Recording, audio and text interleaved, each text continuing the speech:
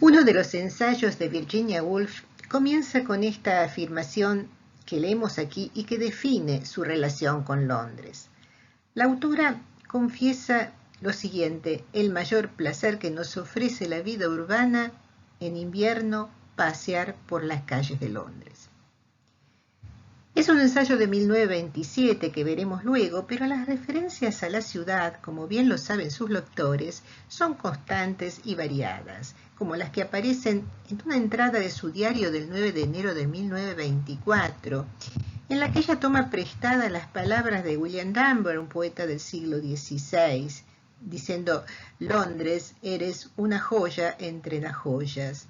Y le añade: música, conversación, amistad, vistas de la ciudad, libros, edición, algo central e inexplicable, todo eso ahora está a mi alcance. Un caleidoscopio de sensaciones sonoras, visuales, táctiles, compone sus dinámicas figuras a medida que ella camina por las calles y los recuerdos del pasado emergen y se confunden con las imágenes emotivas del presente. Toda pretensión de ser exhaustiva al momento de abordar las múltiples miradas sobre Londres que contiene la obra de Virginia Woolf sería vana. Sin embargo, me propongo abordar algunos de los principales aspectos que además confirman en la escritura de la autora una marca decididamente modernista. El filósofo alemán Walter Benjamin afirmaba que perderse en la ciudad como uno podría perderse en un bosque es algo que hay que aprender. Virginia Woolf practicó incansablemente el arte de extraviarse en territorios conocidos para explorarlos. En la presente clase aludiremos a algunos de sus textos. De manera central o tangencial estarán presentes Orlando, Mrs. Dalloway y algunos de los ensayos como Kew Gardens, Street Haunting, Retrato de una londinense, Los diques de Londres, Oxford Street y Las casas de los grandes hombres. Cuando se aborda una escritura como la de Virginia Woolf, es imposible no pensar en su intensa y persistente reflexión acerca del lugar que la sociedad victoriana le había asignado a las mujeres y a cómo las artistas habían sido marginadas de la tradición cultural británica.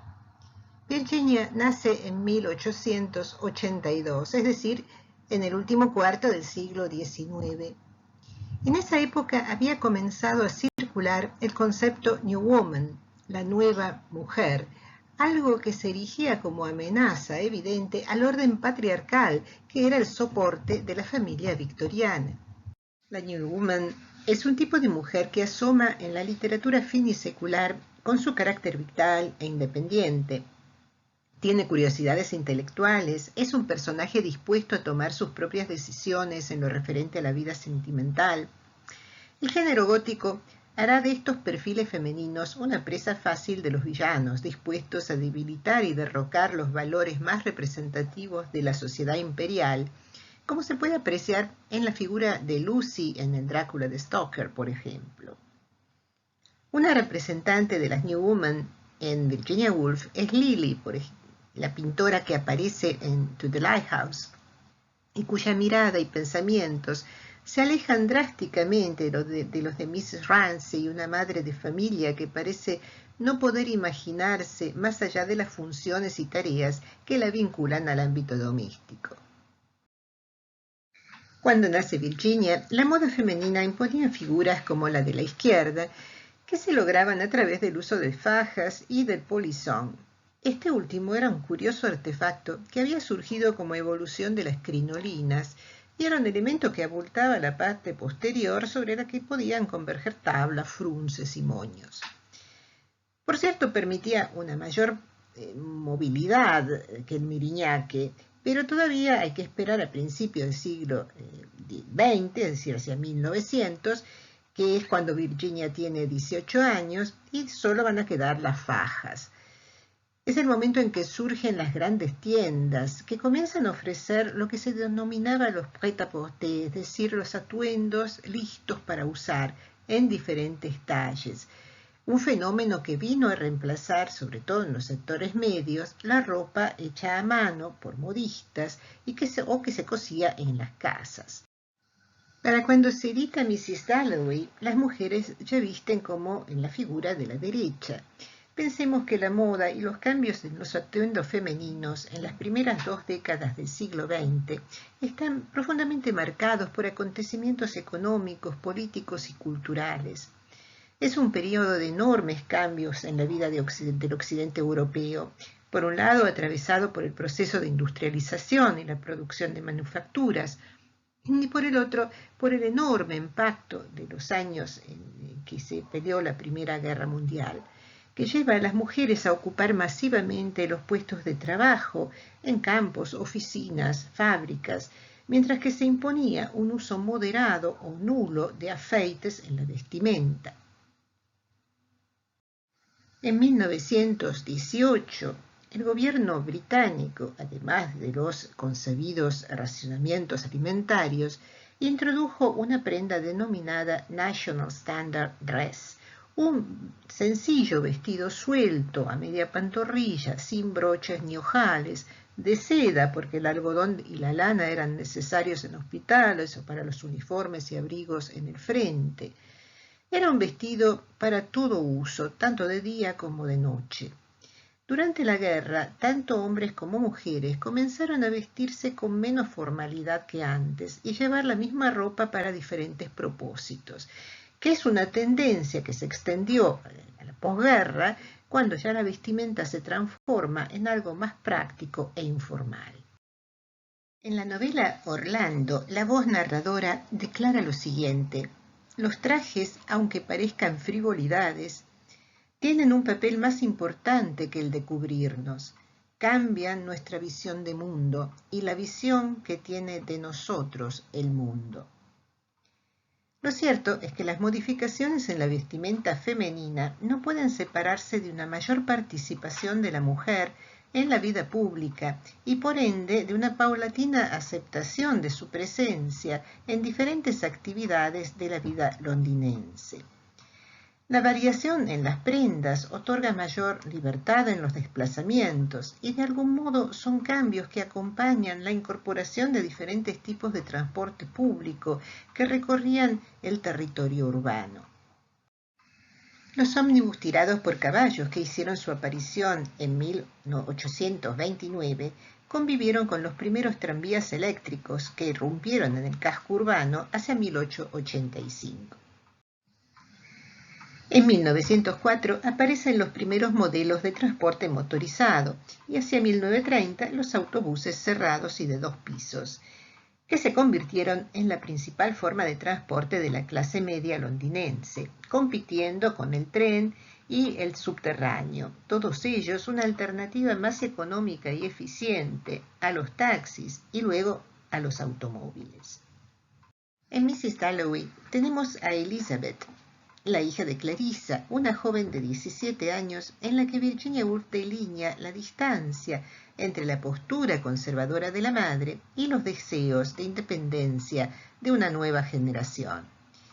La voz narradora nos informa que ella está esperando el autobús en Victoria Street, algo que probablemente Clarissa no haría. Sube al vehículo y lee.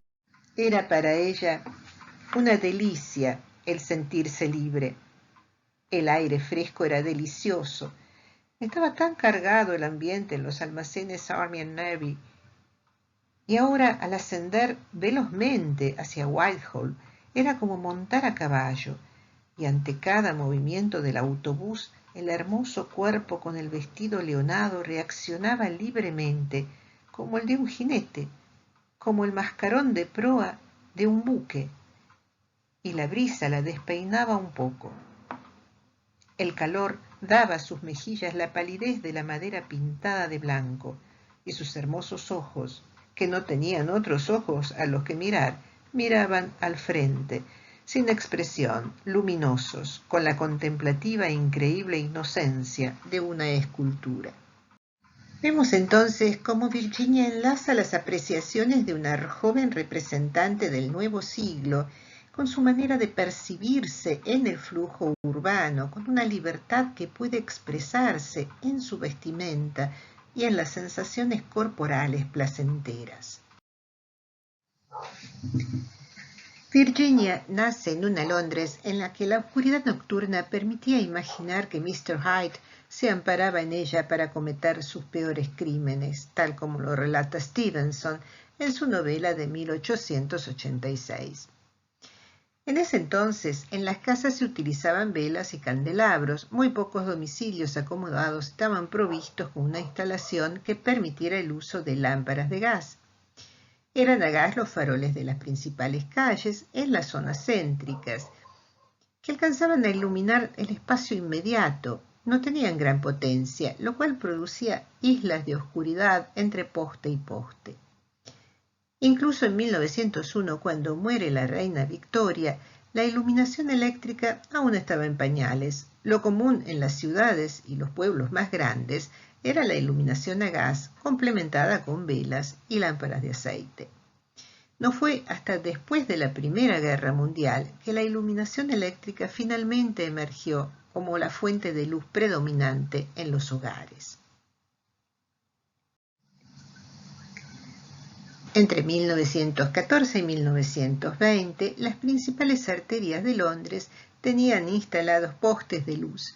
Todos los edificios públicos estaban iluminados y la luz eléctrica llegaba a los hogares. Es decir, en la ciudad nocturna se ofrecía un panorama del todo diferente y hacia 1926, en las casas, los ambientes podían iluminarse con solo presionar un interruptor. La última parte de la novela Orlando tiene a la protagonista descubriendo una Londres de 1928.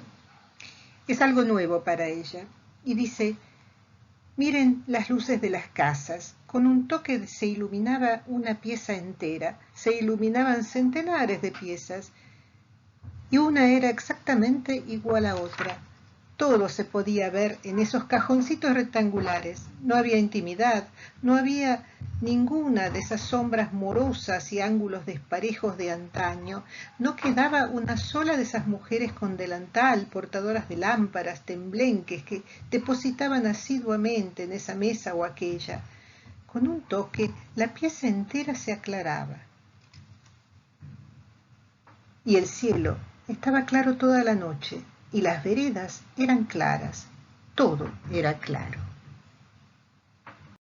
En síntesis, Virginia nace y crece en una ciudad cuyas casas dependían aún de las luces temblorosas de las lámparas, pero sus novelas se publican cuando la luz eléctrica produce un claror que aún sorprende a los habitantes que habían conocido formas pretéritas de habitarla. Experimental. Es el adjetivo que empleamos a menudo al introducir las características de la escritura modernista. En Joyce, Eliot y Woolf reconocimos diferentes maneras en que su escritura introduce a los lectores a las impresiones, pensamientos y emociones de los personajes, en que ese universo perceptivo nos llega fragmentaria y discontinuamente. En su tratamiento de los espacios, Virginia Woolf crea una permanente interacción entre el adentro y el afuera, entre percepciones de la realidad exterior, la conciencia y la memoria. El espacio es atravesado por los personajes, metamorfoseado por sus impresiones, que hacen converger los tiempos presentes y pasados de la experiencia, que dan lugar a otras voces. La escritura abre capas superpuestas y heterogéneas que determinan una visión multifacética y dinámica de la experiencia y de la naturaleza humanas. Veamos cómo estos aspectos tan particulares de la experimentación artística de Virginia se presentan en dos situaciones similares de diferentes textos. Una pertenece al cuento breve Kew Gardens, que ella escribe al finalizar la Primera Guerra, y la otra la encontramos posteriormente en uno de los pasajes de Mrs. Dalloway.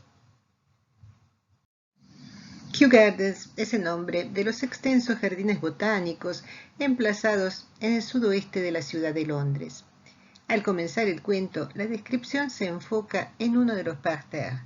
Dice: la luz caía ora sobre el lomo gris y pulido de un guijarro, ora sobre la concha de un caracol con sus vetas circulares de color parduzco, o bien al alcanzar una gota de lluvia dilataba con tal intensidad de rojo, azul y amarillo las finas paredes del agua que uno casi esperaba verlas reventar y desaparecer.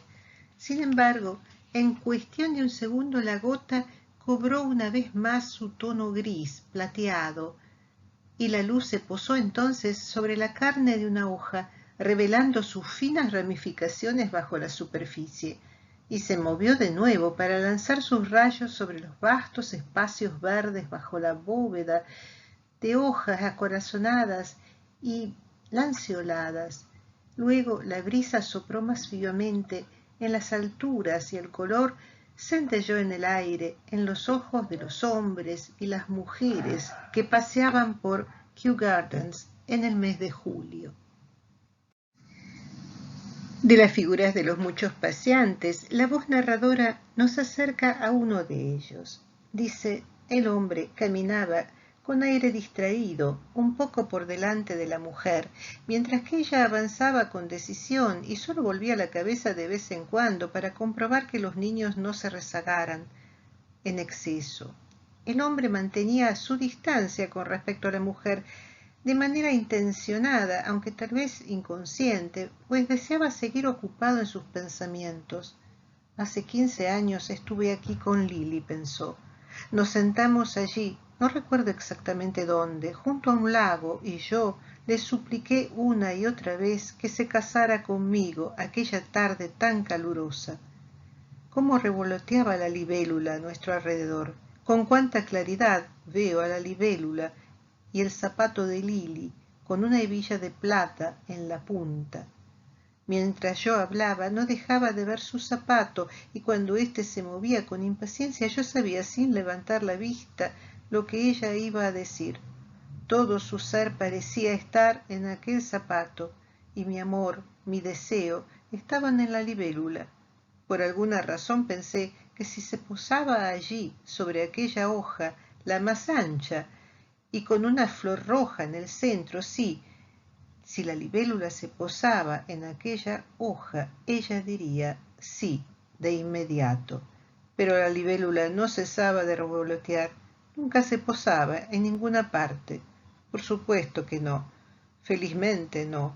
De lo contrario, yo no estaría ahora aquí, paseando con Eleanor y los niños.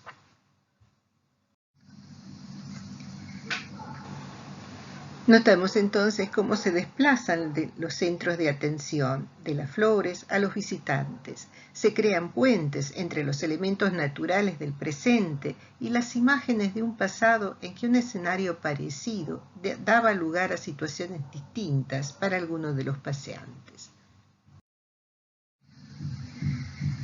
En la novela Mrs. Dalloway, las historias y las imágenes urbanas se entrelazan con el ritmo de los desplazamientos de los personajes. En la diapositiva podemos observar el espacio representado en el relato, que cubre aproximadamente el área entre Westminster al sur y Regent's Park al noroeste. Cuando Peter Walsh ingresa a Regent's Park, se sienta en un banco, cabecea y dormita un rato. A cierta distancia se encuentran Septimus y Rezia. Él ha combatido en el frente de la Gran Guerra y padece de lo que hoy denominaríamos trastorno de estrés postraumático. Su mirada se posa en el entorno tranquilo del parque y leemos lo siguiente. Solo tenía que abrir los ojos, pero sentía un peso en ellos, un temor. Hizo un esfuerzo, empujó hacia adelante, miró. Ante sí vio Regent's Park. Largos haces de luz del sol incidían en el suelo a sus pies. Los árboles se inclinaban, se balanceaban. Doy la bienvenida, parecía decir el mundo. Acepto, creo. Belleza, parecía decir el mundo. Y como si fuera una demostración científica de ello, fuera lo que fuese que lo mirara, las casas, las barandas, los antílopes que tendían el cuello sobre la empalizada, allí surgía inmediatamente la belleza. Contemplar el estremecimiento de una hoja al paso del viento era una exquisita delicia. En lo alto, en el cielo, las golondrinas trazaban curvas líneas, efectuaban giros, se lanzaban de un lado para otro, giraban y giraban, pero jamás perdían el perfecto dominio de su vuelo, como si elásticos hilos las sostuvieran. Y las moscas subían y bajaban, y el sol manchaba ora esta hoja, ora aquella, burlón, deslumbrando con su suave oro, en pura benevolencia. Y una y otra vez un penetrante sonido, bien podía ser la bocina de un automóvil, resonando divinamente en las briznas de hierba. Y todo esto, pese a ser calmo y razonable, pese a estar constituido por realidades ordinarias, era ahora la verdad, la belleza. Esto era la verdad ahora. La belleza estaba en todas partes. Casi de inmediato, Peter emprende el regreso, pasa delante de la pareja y malinterpreta la tensión que percibe entre ambos, la confunde con una pelea de enamorados. El texto dice: y esto es lo que significa ser joven, pensó Peter Walsh al pasar junto a ellos. Están teniendo una escena horrorosa. La pobre muchacha estaba totalmente desesperada, en plena mañana. Pero, ¿por qué la tenían?, se preguntó. ¿Qué habría dicho aquel joven con el abrigo a la muchacha para que ella tuviera aquel aspecto? ¿En qué terrible situación se había metido aquella pareja para tener tan desesperado aspecto en tan hermosa mañana de verano? Por otra parte, Richard Dalloway, el marido de Clarissa, ingresa a Green Park tras haberse cruzado con unos niños pequeños caminando solos por la calle. Él observa la ciudad con ojos críticos del empleado de gobierno. El texto nos dice: le hacía hervir la sangre en las venas al ver criaturitas de 5 o 6 años cruzar Piccadilly solas. La policía hubiera debido detener el tránsito inmediatamente, pero no se hacía la menor ilusión acerca de la policía de Londres. En realidad, estaba formando una lista de los errores policiales y tampoco debía permitirse que aquellos vendedores ambulantes montaran su tenderete en las calles, y las prostitutas, Dios santo, que la culpa no era de ellas, ni tampoco de los muchachos, sino de nuestro detestable sistema social y todo lo demás. En todo lo cual pensaba, se veía que lo pensaba, mientras gris, firme, pulido, limpio, cruzaba el parque, camino de decirle a su esposa que la amaba. Sí, porque lo diría con esas mismas palabras cuando entrara en la estancia, porque es una lástima muy grande no decir nunca lo que uno siente, pensó mientras cruzaba Green Park, y observaba con placer a familias enteras, familias pobres, tumbadas a la sombra de los árboles, niños pataleando, chupando leche, bolsas de papel tiradas aquí y allá, que podrían ser fácilmente recogidas, si alguien protestaba, por uno de aquellos obesos caballeros de uniforme. Sí, ya que opinaba que todos los parques y todas las plazas durante los meses de verano debían quedar abiertos a los niños. El césped del parque se aclaraba y marchitaba, iluminando a las pobres madres de Westminster y a sus hijos que andaban a gatas, como si bajo de él se moviera una lámpara amarilla.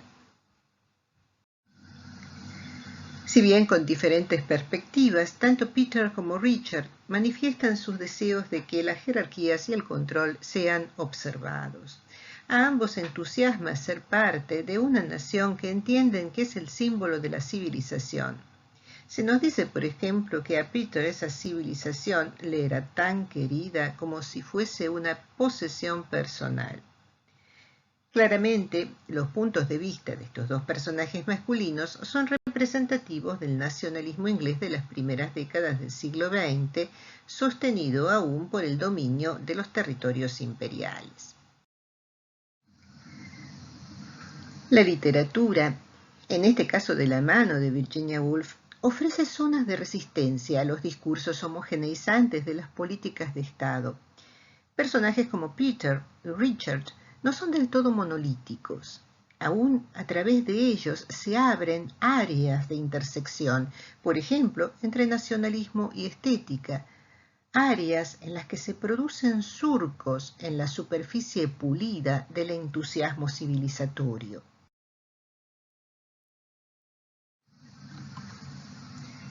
Es en esas áreas donde aparecen los cuerpos física y psicológicamente quebrados de los veteranos de la Gran Guerra, como los de Séptimas, los pobres que ocupan las plazas en verano, los mendigos y otros desplazados. En muchos casos, toda esta población invisibilizada y olvidada por las políticas públicas hace una aparición fugaz a lo largo de los relatos, pero siempre como contracara forzosa de ese ritmo metropolitano, vertiginoso, que seduce y fascina por su variedad cultural y comercial. En el cuento Street Haunting, una excusa cualquiera ha llevado a la narradora a un paseo vespertino.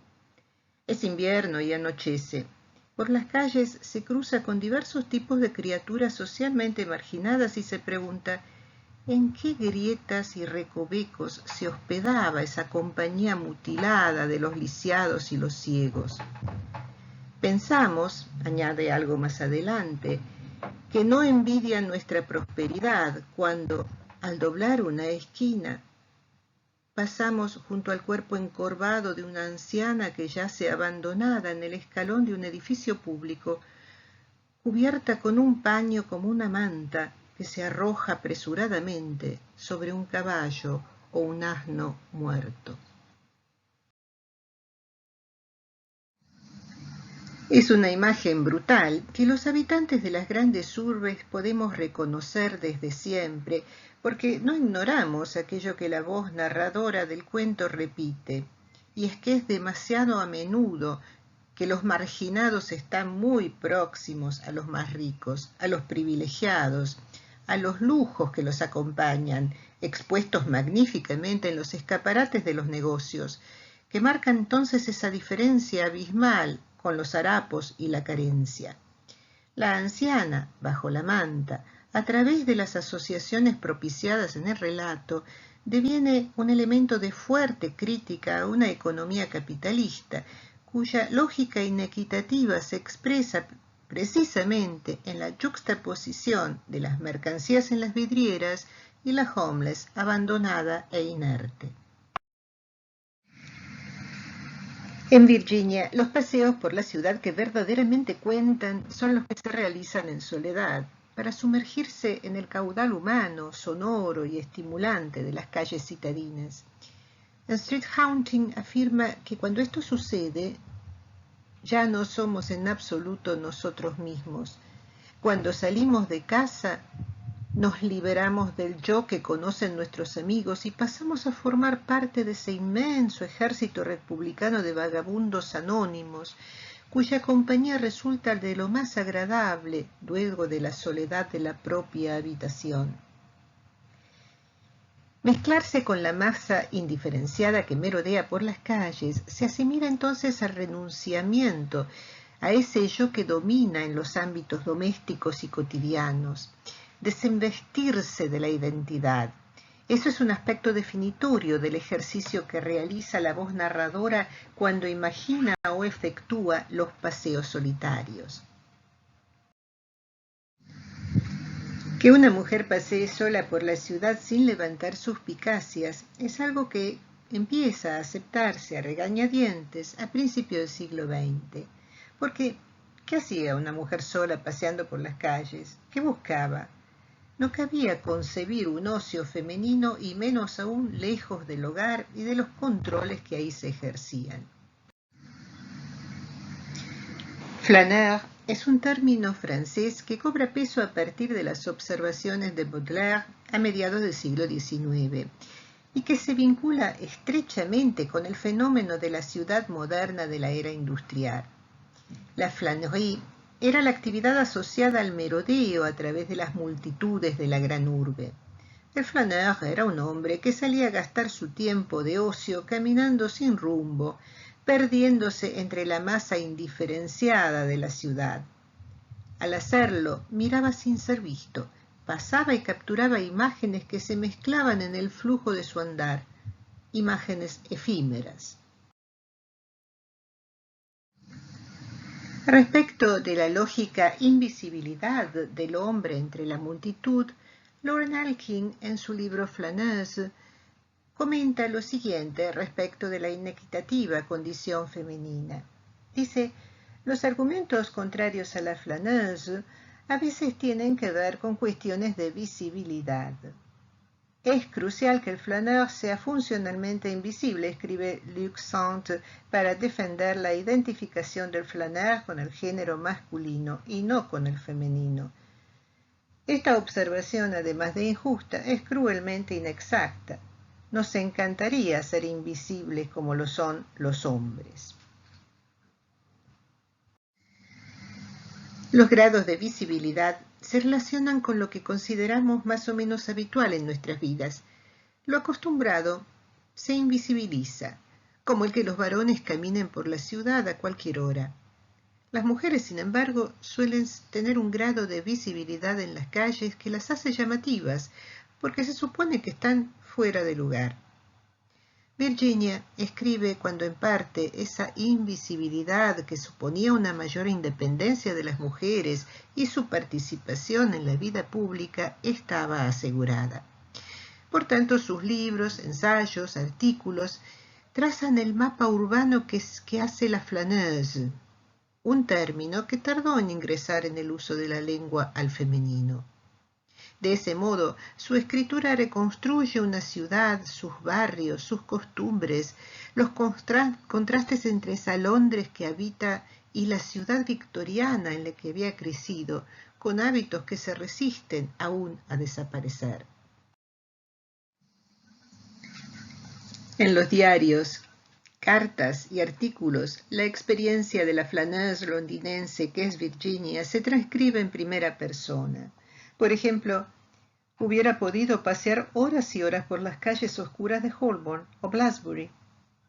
O bien, la de cosas que se ven en el tumulto, el desorden y el ajetreo. Además, las calles atestadas de gente son los únicos lugares que siempre me impulsan a lo que en otro podría llamarse pensar.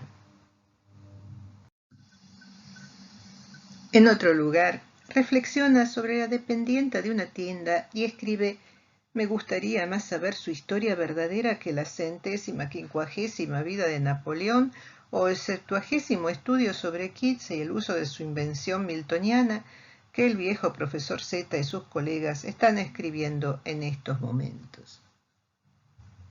Y en otra parte dice merodear por las librerías de Charing Cross Road todas las tardes. Vería muchas cosas que si la billetera lo permitiera me compraría. Las cartas de Paston, Rabelais, James Thomson. Si me contratan en el Times, me sentiré justificada y utilizaré mis libros. Virginia tiene una relación intensa con la ciudad de Londres, incorporada con su atmósfera, y se la transmite, por ejemplo, a Clarissa Dalloway, cuando dice: de tanto vivir en Westminster, ¿cuántos años ya? Más de 20. Sientes, aún en medio del tráfico o al despertarte de noche, una quietud particular, o mejor, cierta solemnidad, una pausa indescriptible, un suspense, aunque eso podía ser del corazón, según decían, aquejado de gripe, antes de que el Big Ben diese la hora. Ahora. El reloj tronó. Primero un aviso musical, luego la hora irrevocable. Los círculos de plomo se disolvieron en el aire. Qué locos estamos, pensó cruzando Victoria Street, porque solo Dios sabe por qué nos gusta tanto. El por qué le gusta tanto Londres se manifiesta a lo largo de 6 artículos que se publican entre 1931 y 1932 en la revista Good Housekeeping, que había empezado a editarse a fines del siglo XIX en Estados Unidos y que a partir de 1922 comienza a publicarse también en Inglaterra. El nombre de este periódico invoca la antigua esfera privada de la casa victoriana junto a su ideal de feminidad y familia, pero en la década de 1930 definitivamente es una casa en proceso de transformación. La revista era y es una publicación destinada a un público femenino de clase media, que en la época contribuía en cierta medida a la incorporación de la mujer a la vida social, pública y al mercado laboral, aunque sin descuidar las labores domésticas del hogar y entendidas entonces como lo propiamente femenino, que aún vinculaban a la mujer al ámbito privado a cargo de la casa y la familia. Esta publicación contaba con secciones sobre cocina, hogar y moda, que podían tratar también cuestiones de salud y belleza e incluían, por ejemplo, publicidades acerca de electrodomésticos que hacían la vida más fácil a la mujer, como cocinas eléctricas o planchas, así como productos de belleza en general, cremas o corsé. Asimismo, contaba con grandes secciones culturales que incluían ficción y artículos especiales, entre los cuales se encontraban precisamente los ensayos de Virginia Woolf. A comienzos de los años 30, Woolf era una reconocida autora que tenía la oportunidad de publicar sus ensayos y reseñas en las publicaciones periódicas intelectuales y académicas más prestigiosas del país y era una colaboradora asidua y habitual del suplemento literario del Times. Del mismo modo que sus otros escritos, estos artículos contienen algunas de las principales preocupaciones de los artistas modernistas. Presentan diferentes aspectos de lo urbano, reflexionan acerca del tiempo, de las relaciones que se entablan con el pasado y las tradiciones, evalúan cómo éstas están presentes en el ritmo citadino, sugieren apreciaciones que son necesariamente fragmentarias, incompletas o provisorias para el sujeto de la percepción y de la experiencia, como podremos ver casi de inmediato.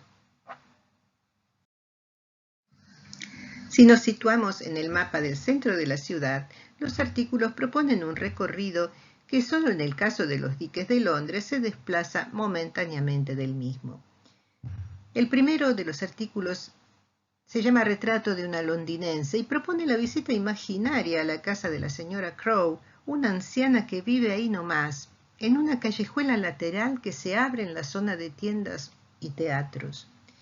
Luego de la visita a los muelles, el interés vuelve a posarse sobre los lugares que los lectores ya reconocen. En el oleaje de Oxford Street nos transporta hacia el centro comercial palpitante y heterogéneo.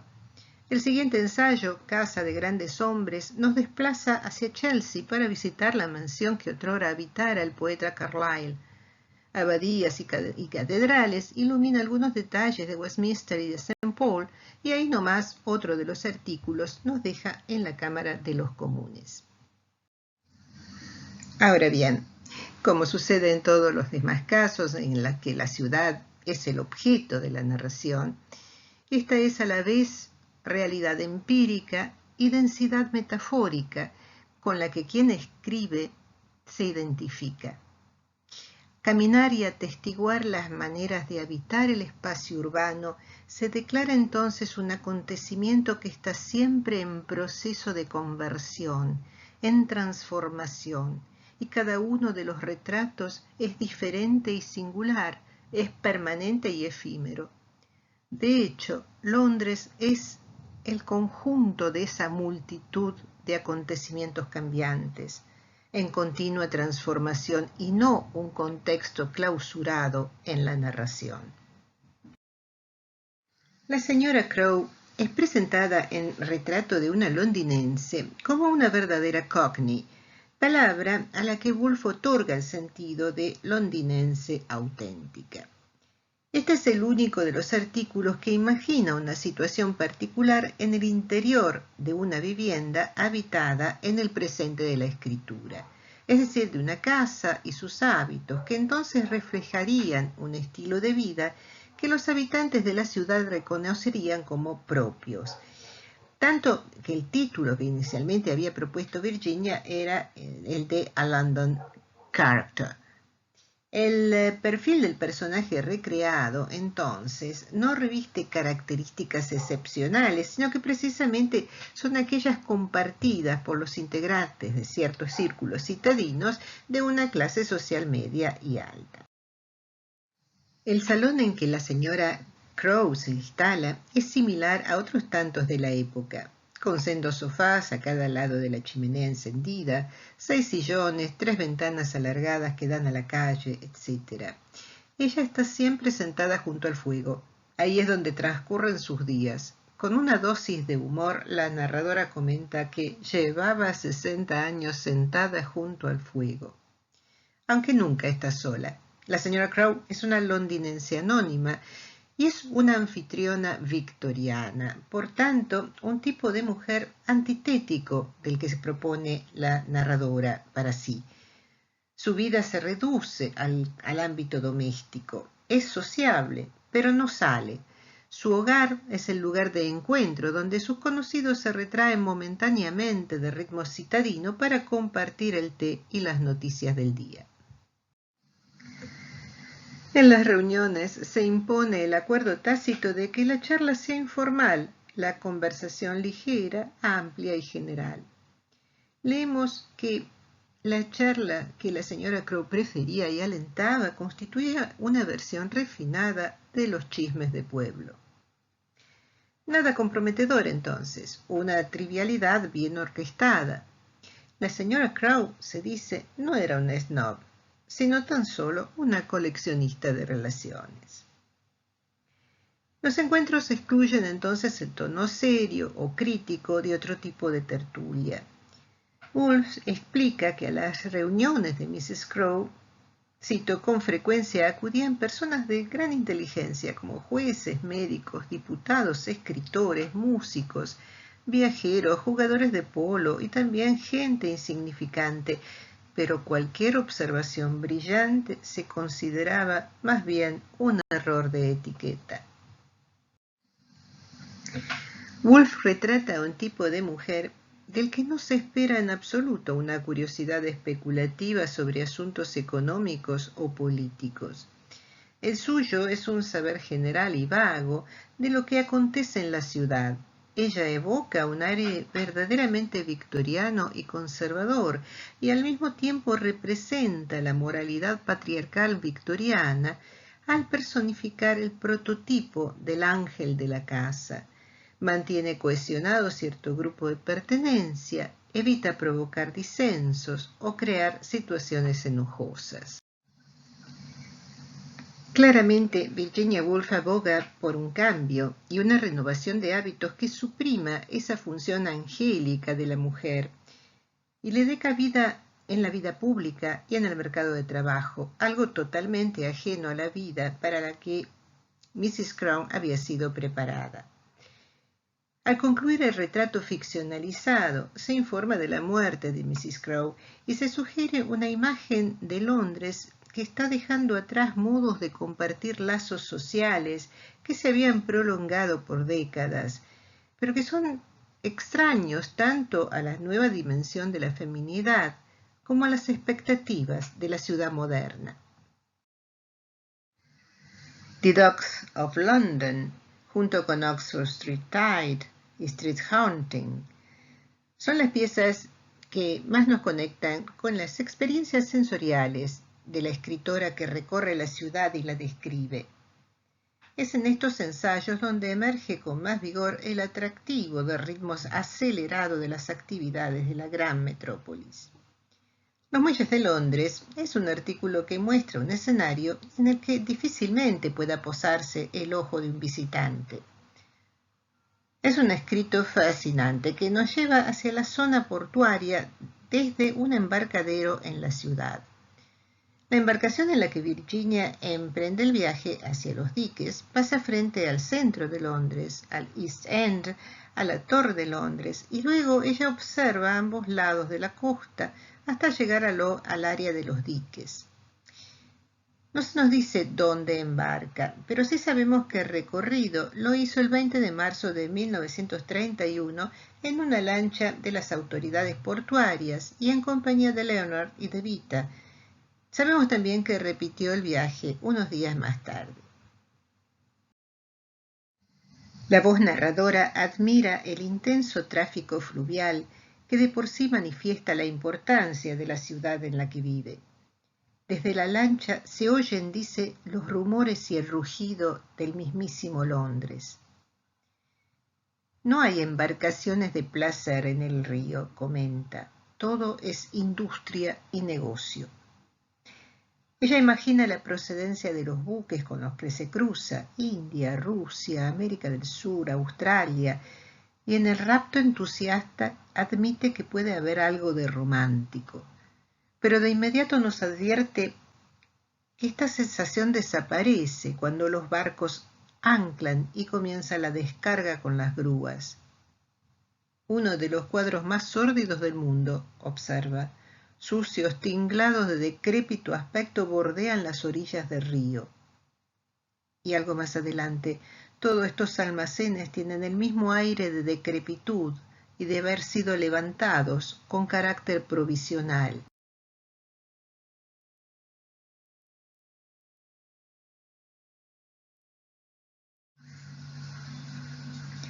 En un análisis que pretende mostrar los aspectos ocultos tras la fachada de esplendor y bienestar de los barrios prósperos del centro citadino, Virginia evidencia a lo largo de este ensayo las tensiones implícitas en el sistema y las inequidades que él mismo comporta. No solo la visión romántica de los barcos navegando se transmuta en la sordidez que acompaña el atraco en los muelles. Tras las barracas, almacenes y tinglados, la narradora observa que, dice, se extiende una siniestra ciudad enana formada por las casas de los obreros. Y añade, después de acres y acres de semejante desolación, se divisan, dice, las fábricas de papel de empapelar paredes y las fábricas de jabón que han dado muerte a viejos prados y arboledas. Emerge entonces el descuido, la polución y el abandono en la que habita la población más vulnerable. Río arriba, el panorama desolado de los barrios pobres muda nuevamente sus contornos y el tráfico fluvial lo anuncia. Dice, barcazas repletas de viejas botas de vino, cuchillas de afeitar, colas de pescado, periódicos viejos y cenizas, repletas de cuanto dejamos en el plato y arrojamos al cubo de la basura, descargan en la tierra más desolada del mundo. La abundancia de bienes genera abundancia de desperdicios, y la narradora aclara lo siguiente. Durante 50 años, esos alargados montones han estado pudriéndose y humeando, dando cobijo a innumerables ratas, abonando ásperas y macilentas hierbas, e impregnando el aire de un hedor acre y punzante. Los montones se hacen más y más altos, más y más densos, sus laderas se hacen más peligrosas, año tras año. La observación de la narradora parece querer establecer una estrecha relación entre elementos que se postulan, en principio, tan incompatibles como la mugre y la civilización, por ejemplo, o el desecho y la mercancía. Lo que hoy está en la agenda de los debates ecologistas se sugiere aquí como un elemento al que debe prestársele atención. La basura que produce la ciudad se descarta, pero no desaparece, solo se acumula en otro lugar.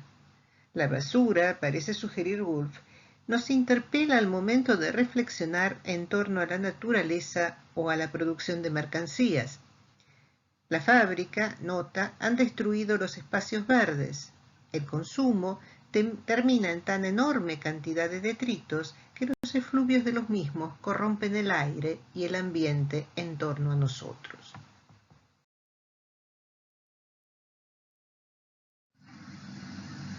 Al llegar a los muelles, la narración acompaña el ritmo acelerado de la actividad de descarga.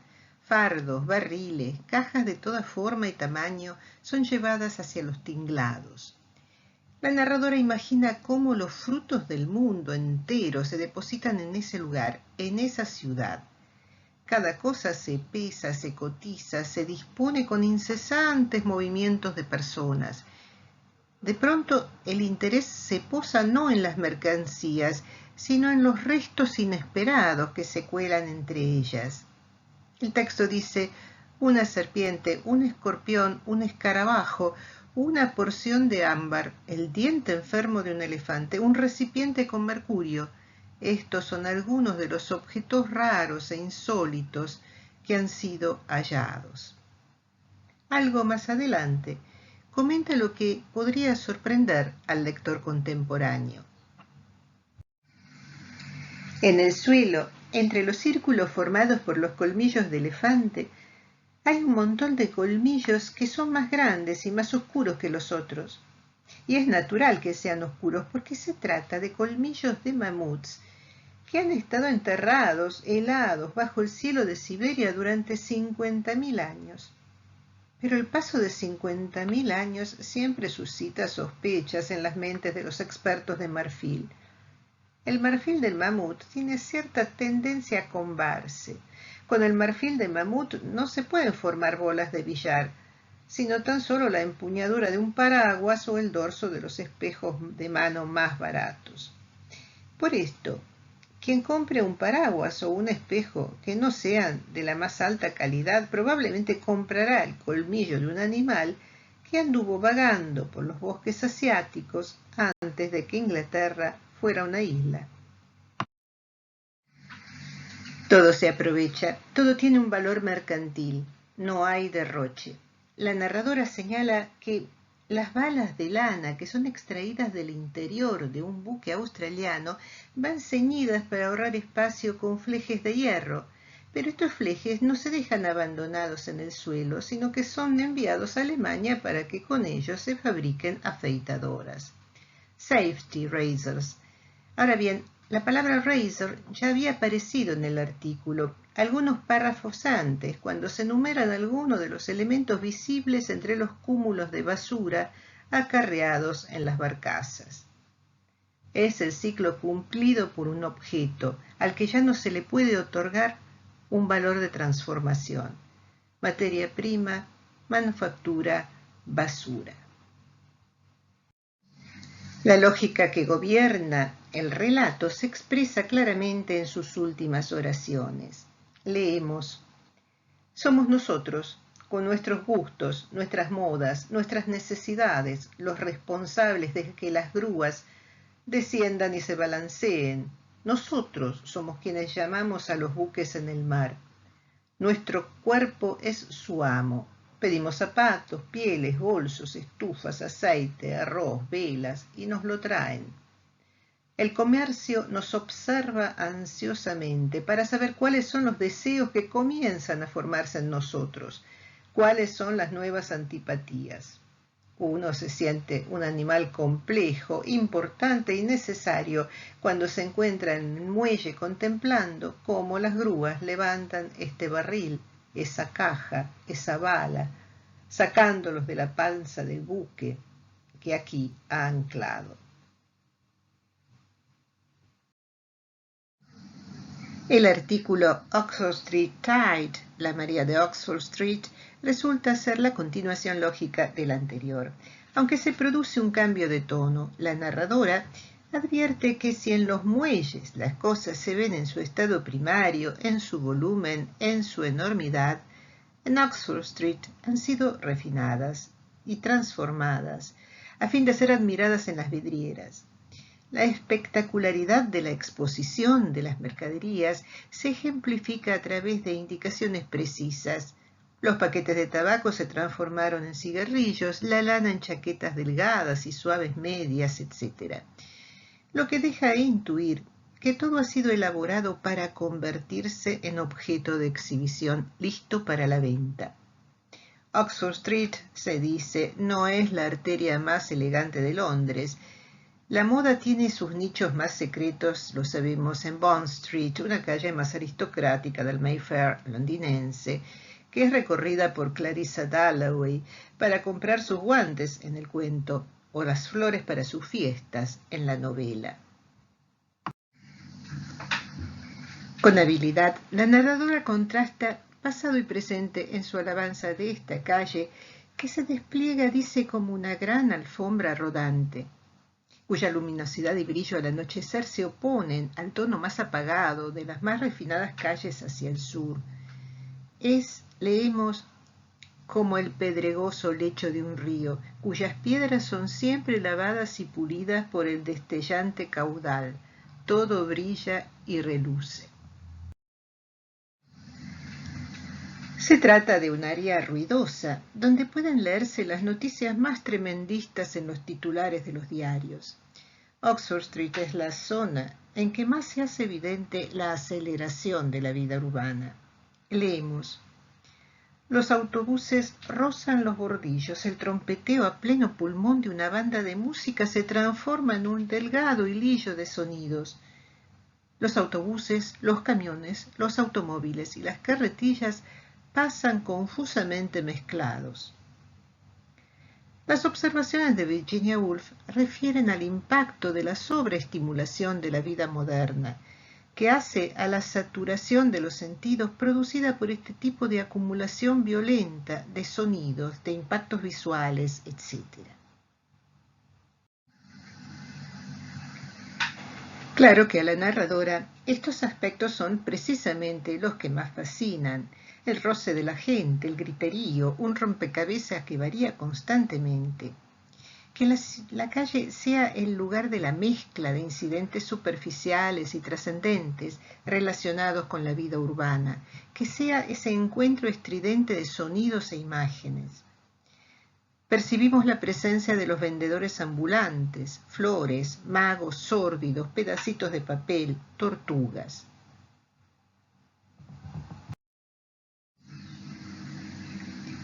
En una esquina, nos dice el texto, sórdidos magos consiguen que pedacitos de papel de colores se dilaten en el interior de mágicas vasijas, convirtiéndose en exuberantes bosques de flora espléndidamente coloreada, en un jardín subacuático. En otra, sobre un montoncillo de hierba, reposan tortugas. Estos seres, los más lentos y contemplativos, desarrollan sus inofensivas actividades celosamente protegidos de los pies de los transeúntes. Algo más adelante se insinúa lo siguiente: el que una mujer se detenga y añada una tortuga a los paquetes que lleva, quizás sea el más raro espectáculo que pueda ofrecerse a nuestros ojos. Oxford Street es la calle de las gangas, de ventas rebajadas, de saldos y ofertas tentadoras para esas mujeres de clase media que pueden dedicarle solo un mínimo de los ingresos familiares a la compra de ropa. Es la calle de las ocasiones, donde muchas podrían ir bien vestidas con poco, y el vendedor de tortugas podría encontrar una cama donde dormir si solo logra vender un ejemplar. Quizás aparezca un comprador. Debo seguir adelante, imagina la narradora que le está pensando, mientras la policía lo permita, vendiendo tortugas en mi carrito desde el alba al ocaso.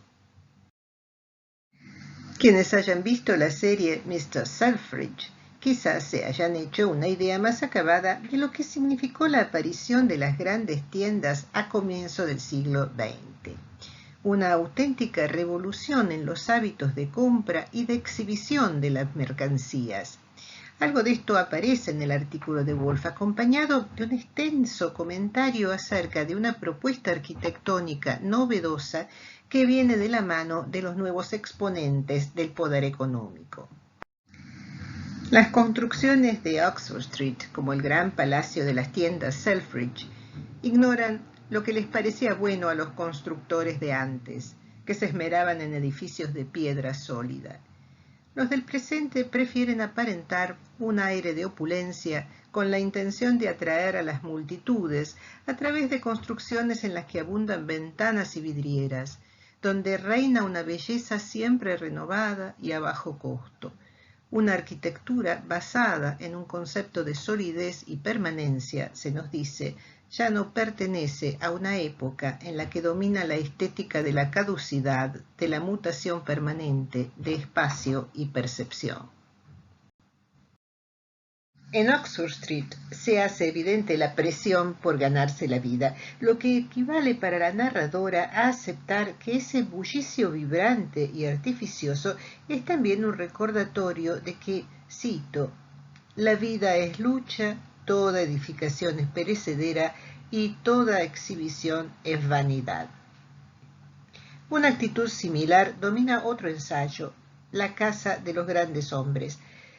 La narradora ingresa a casas que otrora pertenecieron a reconocidos escritores y que la ciudad ha decidido transformar en museos. Se trata de interiores preservados y reconstruidos en los mínimos detalles, una novedad entonces a la que hoy estamos acostumbrados porque ha ingresado en los recorridos turísticos contemporáneos. Las casas cuyas visitas la narradora comenta son la del intelectual victoriano Thomas Carlyle, situada en Chelsea, al sudoeste de Londres, y la del poeta romántico John Keats, en Hampstead, al norte de la ciudad. Apenas comienza la lectura, nos damos cuenta de que el objetivo principal de este artículo no es la descripción de los ambientes. Al comienzo del reporte de la visita a la casa de Carlyle, la narradora desliza una consideración casi trivial. Nos dice, no tenían agua corriente. Entonces, a partir de esta observación menor, Woolf someterá a la atención de su público las condiciones privilegiadas para la reflexión y la escritura de un intelectual varón en la época victoriana. Dice, arriba, en el ático, bajo una claraboya, Carlyle gemía y luchaba con la historia. Y mientras él se recluía concentrado en sus asuntos, su esposa y la sirvienta trabajaban denodadamente para brindarle una casa confortable. El agua tenía que ser bombeada manualmente de un pozo semienterrado en la cocina, en el piso inferior. Se hace notar que había que calentar ollas y ollas de agua para poder disfrutar de un baño caliente, arriba. Entonces, una vez que el agua hervía, había que llevarla a los pisos superiores a través de 3 rampas de escaleras, que aún tienen las marcas, se nos dice, de ese permanente subir y bajar. En esta vieja casa sin agua, ni electricidad, ni gas, pero llena de libros y de humo de carbón, diariamente se llevaba adelante la heroica lucha por el lavado y la limpieza y cada día la dueña de casa y una única sirvienta desafortunada subían y bajaban por la escalera, frotaban pisos y muebles. La casa todavía resuena a esos trajines, comenta. La descripción arquitectónica de la casa se transforma en una observación sociológica cuando se menciona, por ejemplo, que la escalera de madera labrada es ancha y digna. Esa escalera deja de tener importancia por su aspecto ornamental para transformarse en un elemento que pone de relieve las inequidades. Los pies de ajetreadas mujeres transportando cubos de agua, comenta la narradora. Por supuesto, los baños estaban arriba y el señor no bajaba a la cocina.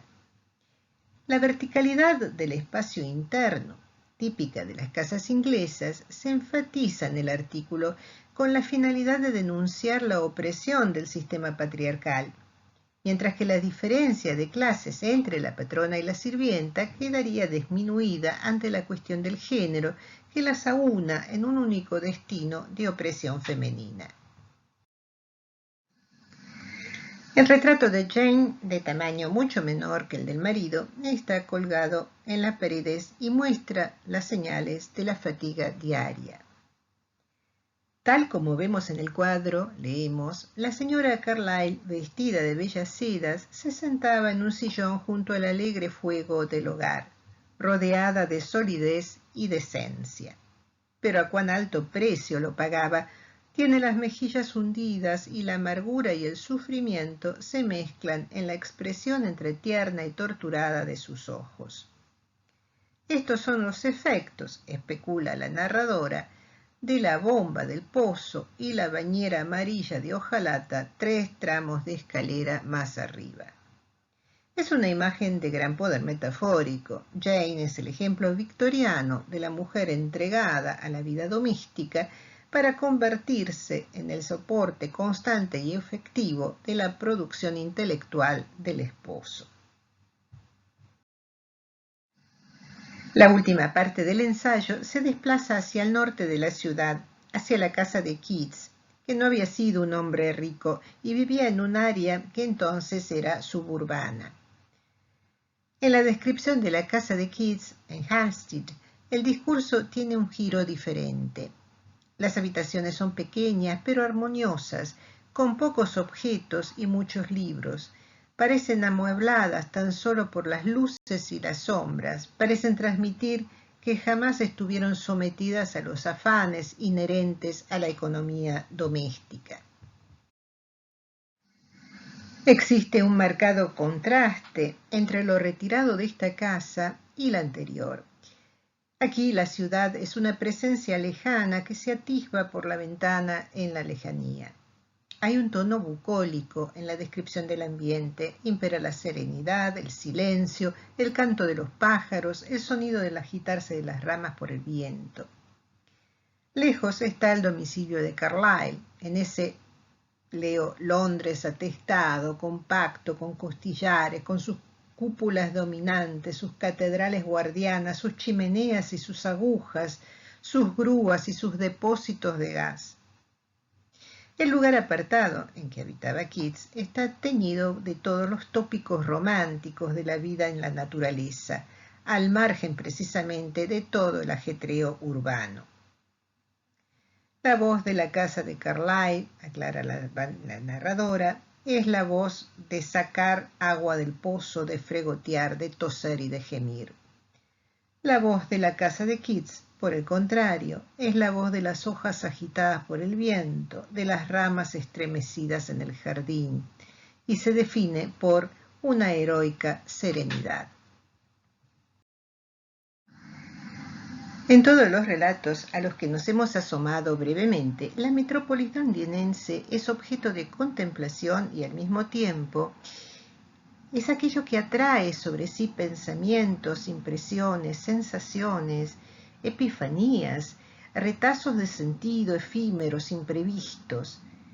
La ciudad de Londres es un elemento estructurante de los textos, es el punto de intersección de las acciones, es la conmoción de la interioridad de los personajes, es un ícono ambivalente y fluctuante de la estratificación social y cultural, y es el telón de fondo de la emergente emancipación femenina.